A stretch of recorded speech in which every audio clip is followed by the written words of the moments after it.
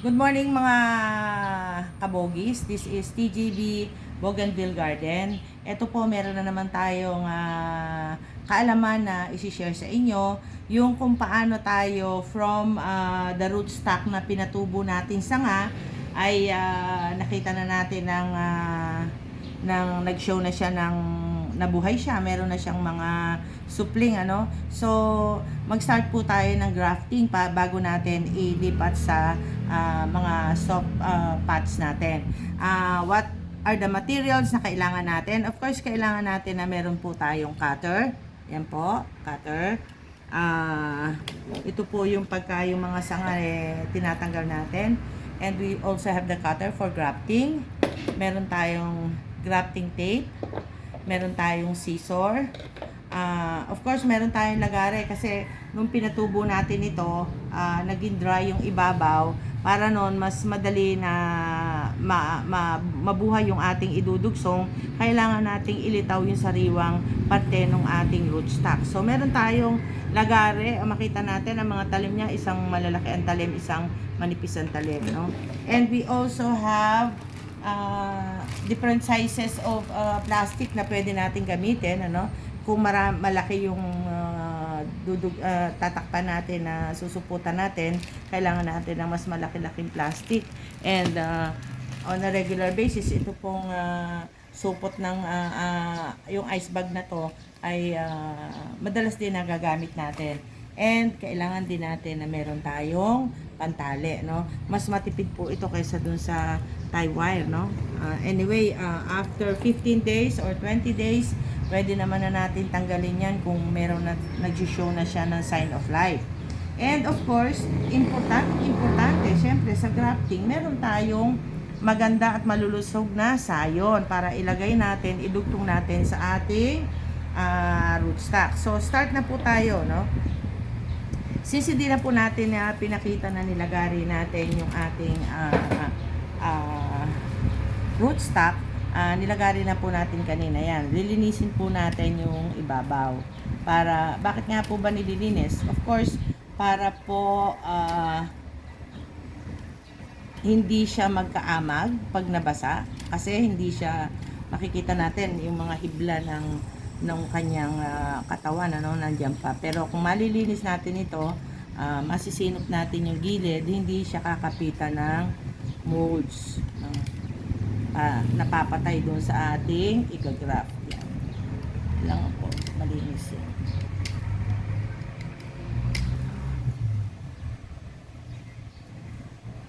Yan. Yan po. Yan. Then, hanap na tayo ng ilalagay nating sayon. Ito po ay pink patch. Kung mapapansin po natin, ano, maliliit ang katawan ng pink patch. Kaya, ito yung sinasabi nila na lagi na mahirap talagang mabuhay sa rooting, ano, o pagtatanim na may ugat.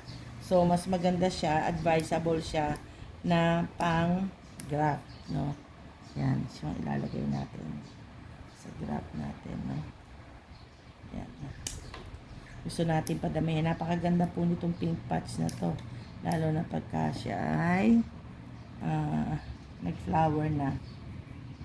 Alam po ito, napakaselan din. Kailangan din talaga ng tamang pag-aalaga, no?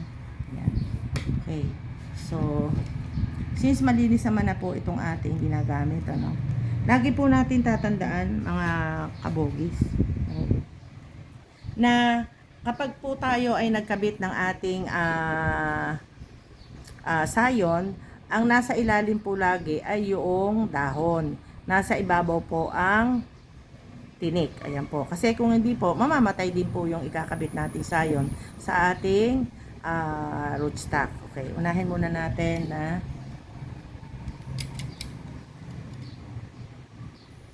i-prepare natin yung ating rootstock, no? I-slice po natin dun sa sapwa, pinakabalat niya, no? Para dun kakapit yung ating sayon. Dahan-dahan lang po, baka kayo masugatan. Usually po, yung mga bago-bago, no? Ako po medyo matagal-tagal na rin nagpa-practice dito eh.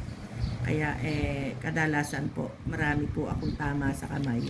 Pero, siyempre, mag-iingat pa din po tayo. Yan.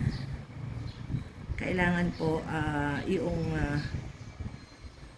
yung ating hiwa nung kanyang balat, yung sap niya. Yan. Yung enough po para makapag-handle siya ng sayon. Yan. Medyo healthy na po itong ating rootstock. Sariwa-sariwa po siya. Yan.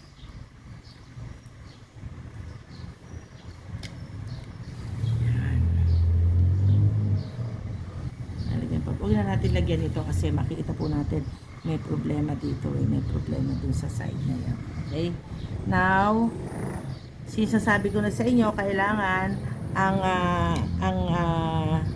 ating i-consider, dapat laging nasa unahan ang dahon kumpara dun sa kesa dun sa tinik. Kasi pag mali yung pagkakalagay ninyo, baligtad, hindi siya tutubo. Po. Yan. Singit natin dito.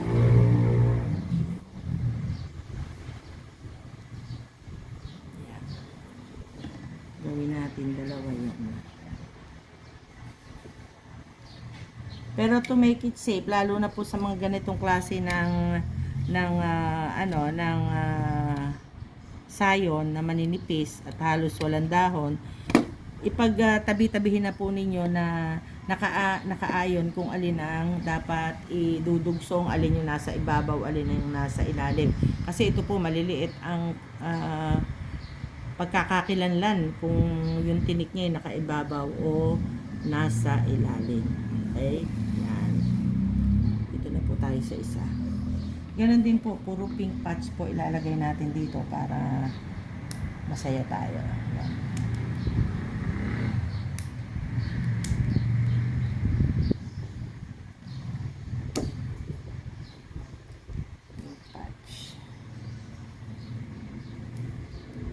Hirap kong bumuhay ng pink patch eh.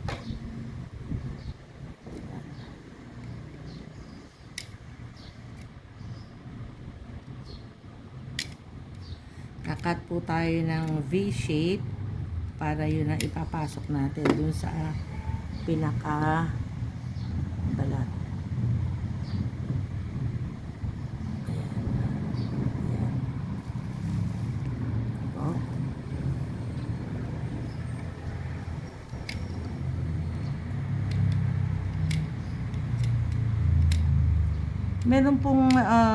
Meron pong mga sayon na madaling mag-adapt dun sa kapag siya ay mura o bata pa, no? Parang yung ang tawag nila usbong. Pero may mga sayon po na mas effective at mas madali siyang tumubo o makipag join dun sa rootstock natin kung siya ay mura.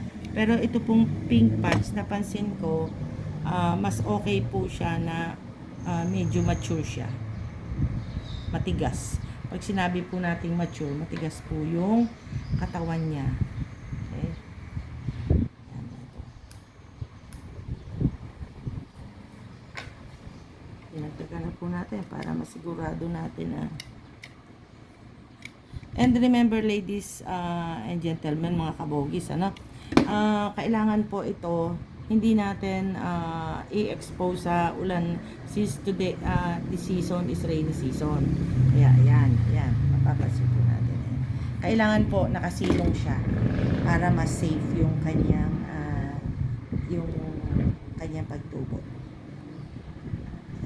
Naubusan, malapit na tayong meron pa naman tayo isa. Mag-order na ulit tayo sa Shopee.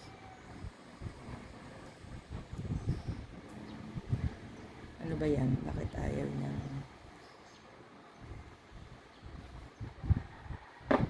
Dito na tayo. Okay? So, babalutan natin po siya ng ating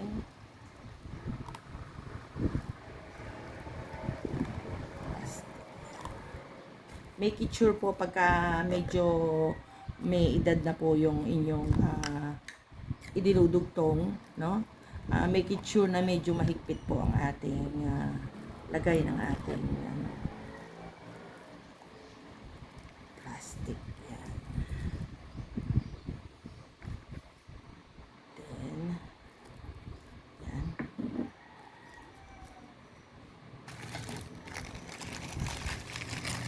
Kasi, check po natin kung dito na kasya na siya dito. Siguro kasya na dito.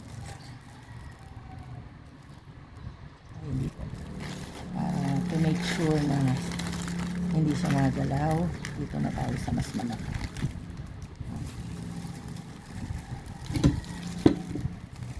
Ganyan lang po.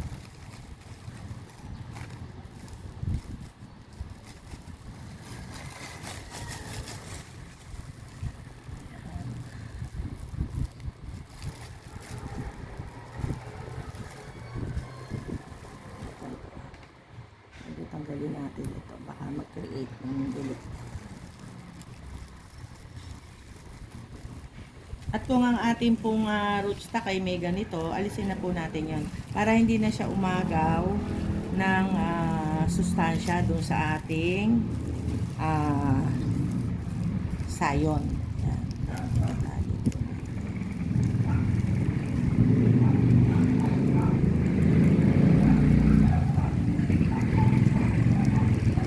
Higpitan po natin yung ating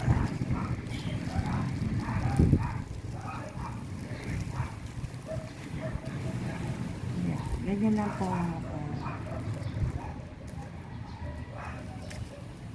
Ganyan lang po mga kabogis. And ready to transfer na po siya sa ating mga soft packs. Yun lang po mga kabogis. I hope you've learned something sa pag-umpisa natin ng ating journey sa ating Bougainvillea garden.